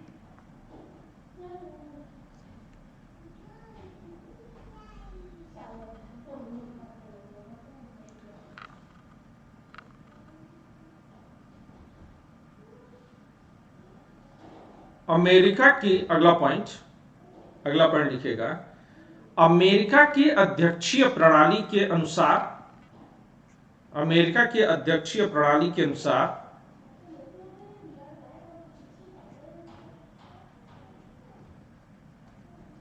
एक व्यक्ति अधिकतम 2 कार्यकाल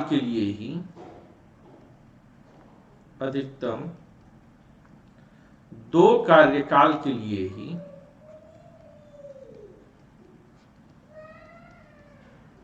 राष्ट्रपति पद धारण कर सकता है।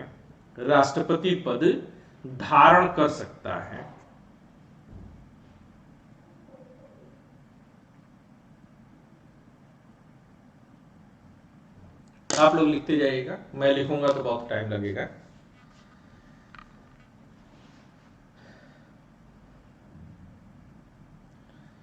सरकार के प्रशासनिक कार्यों के लिए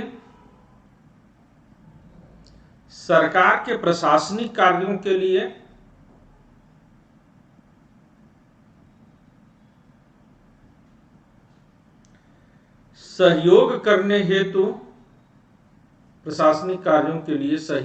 हेतु राष्ट्रपति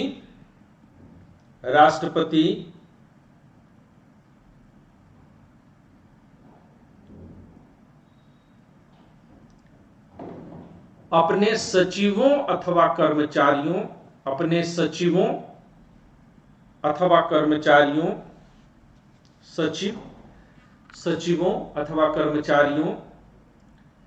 की नियुक्ति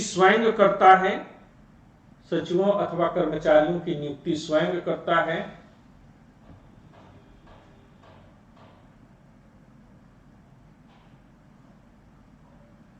और यह आवश्यक नहीं है कि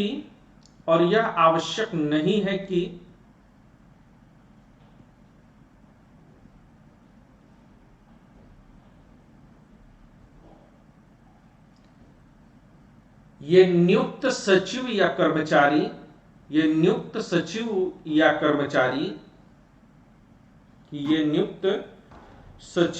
कर्मचारी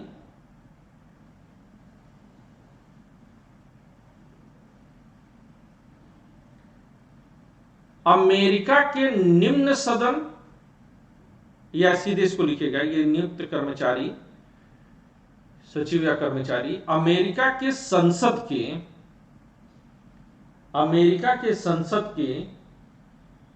किसी भी सदन के सदस्य हों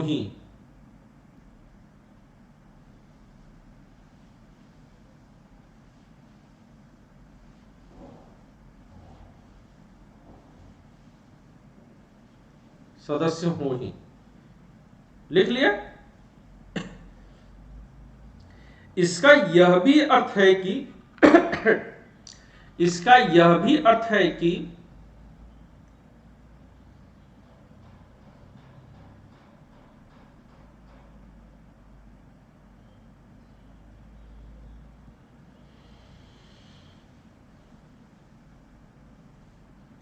सरकार के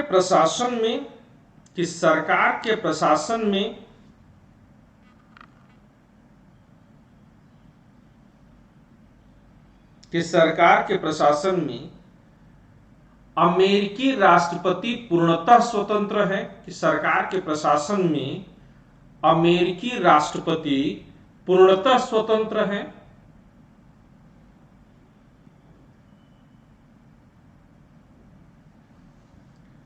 अमेरिकी राष्ट्रपति पूर्णतः स्वतंत्र है और सीधे तौर पर राष्ट्रपति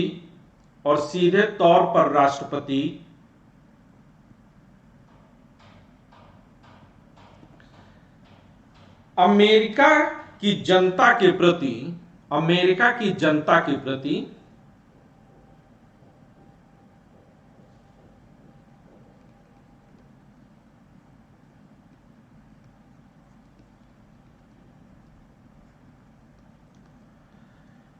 उत्तरदायी होता है। अमेरिका के जनता के प्रति उत्तरदायी होता है।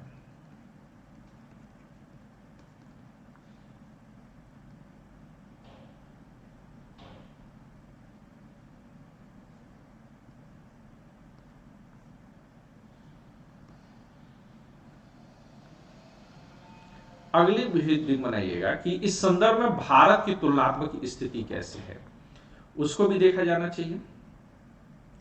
भारत की तुलनात्मक स्थिति, जरा इसमें पहला पॉइंट डालिएगा। भारत में शासन की संसदीय प्रणाली को अपनाया गया है। पहला पॉइंट, भारत में शासन की संसदीय प्रणाली को अपनाया गया है।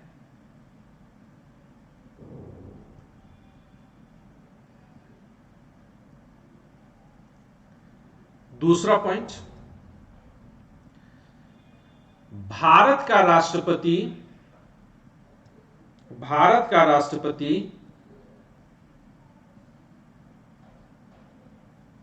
सरकार का कार्यकारी प्रमुख होता है। भारत का राष्ट्रपति सरकार का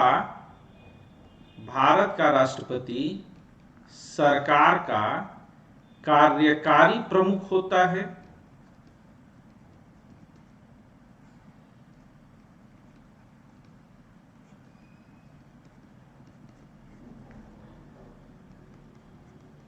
भारत के राष्ट्रपति का निर्वाचन, अगला पॉइंट डाल दीजिएगा, भारत के राष्ट्रपति का निर्वाचन परोक्ष रूप से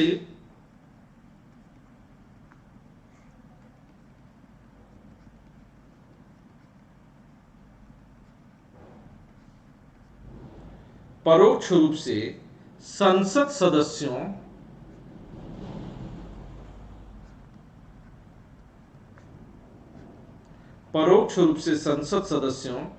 और राज्य विधानमंडल के सदस्यों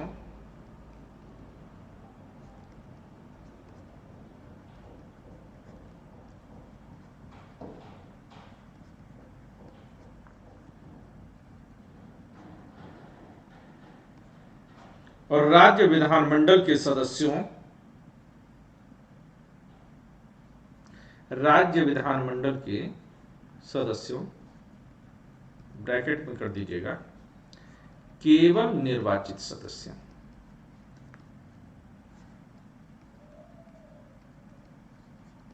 यानी कि मनोनीत सदस्य इसमें भाग नहीं लेते, चाहे वो संसद के हों चाहे राज्य विधानमंडल के।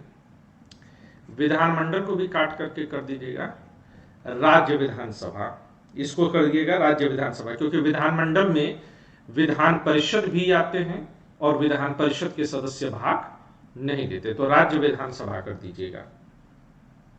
सदस्यों द्वारा किया जाता है।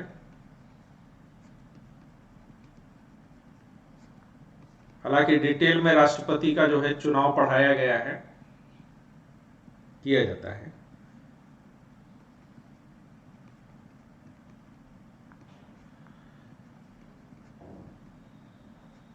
संसद के प्रति भारत का राष्ट्रपति उत्तरदायी नहीं होता है। भारत का राष्ट्रपति उत्तरदायी नहीं होता है।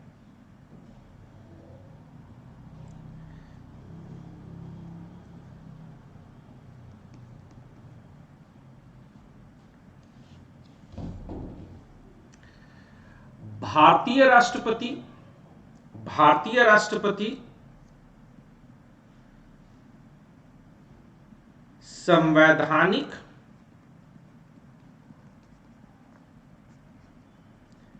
या नाम मात्र का प्रमुख होता है। एक तरह का रिवीजन भी हो जा रहा है सारे पॉइंट्स का आप लोगों का। नाम मात्र का प्रमुख होता है और उसके मंत्रिमंडल की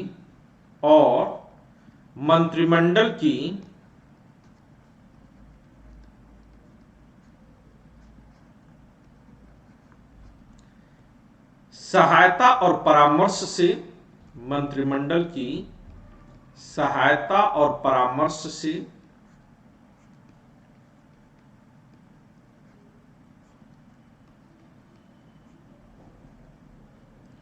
देश की सरकार चलाता है।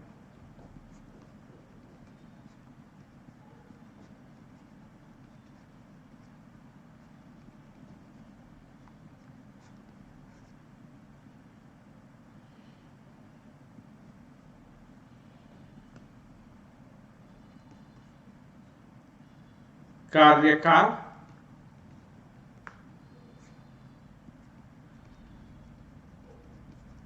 5 वर्ष।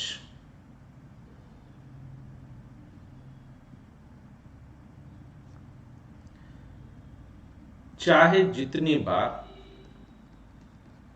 निर्वाचित हो सकता है। अमेरिका में 2 ही बार है, यहां पर चाहे जितनी बार निर्वाचित हो सकता है। हालांकि परंपरा यह है कि 1 से अधिक बार नहीं किया जा सकता है। सिर्फ राजेंद्र प्रसाद इसके जो है अपवाद हैं, जो कि 3 बार भारत के राष्ट्रपति पद को सुशोभित किए हैं लगातार।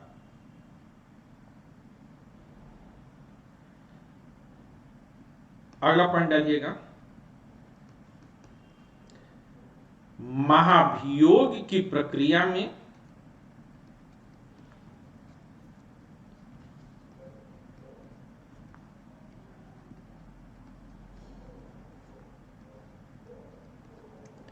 दोनों देशों के संविधानों में समानता है।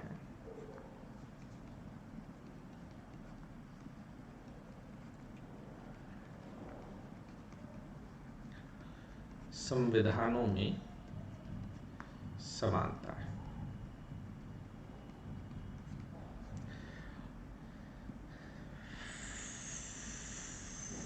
अब मैं आप लोगों से ये चाहूंगा कि आज की क्लास को मैं यहीं पर रोकूंगा। कल की क्लास, चूंकि हम अमेरिकी राष्ट्रपति पर चर्चा करेंगे, कल की क्लास सुबह 8:30 बजे से शुरू होगी, क्योंकि 2 बजे से मेरी एक और क्लास लगी हुई है। तो 8:30 बजे से कल इस क्लास को सुबह शुरू करेंगे। मेरी आप लोगों से यह अपेक्षा रहेगी, गुजारिश रहेगी कि अमेरिकी राष्ट्रपति को पढ़ने से पहले ही, चाहे आपने मुझसे भी पहले क्यों नहीं किसी कोचिंग में पढ़ा रखा हो, हमारे चैनल आईएएस मार्गदर्शक पर, आईएएस मार्गदर्शक इंग्लिश में लिखिएगा, मार्गदर्शक पर जो भारतीय राष्ट्रपति को पढ़ाया गया है उसे आप रिवाइज कर लीजिए, क्योंकि बहुत डिटेल में मैंने पढ़ाया, उतना किसी कोचिंग में पढ़ाना मेरे लिए संभव नहीं है। तो आईएएस मार्गदर्शक पर उसको जो है आप रिवाइज कर लीजिएगा, ताकि जो है पूरी जो है डिटेल के साथ जो है कल उस पर चर्चा हो सके और आपको अंतर समझ में आ सके। शाम को 8:15 पर PSIR का बैच हम लोग कंटिन्यू करेंगे। तो PSIR बैच को शाम 8:15 बजे आज हम लोग कंटिन्यू करेंगे। तब तक खुश रहिए, मस्त रहिए, आबाद रहिए, आप जिंदाबाद रहिए। ठीक है दोस्तों।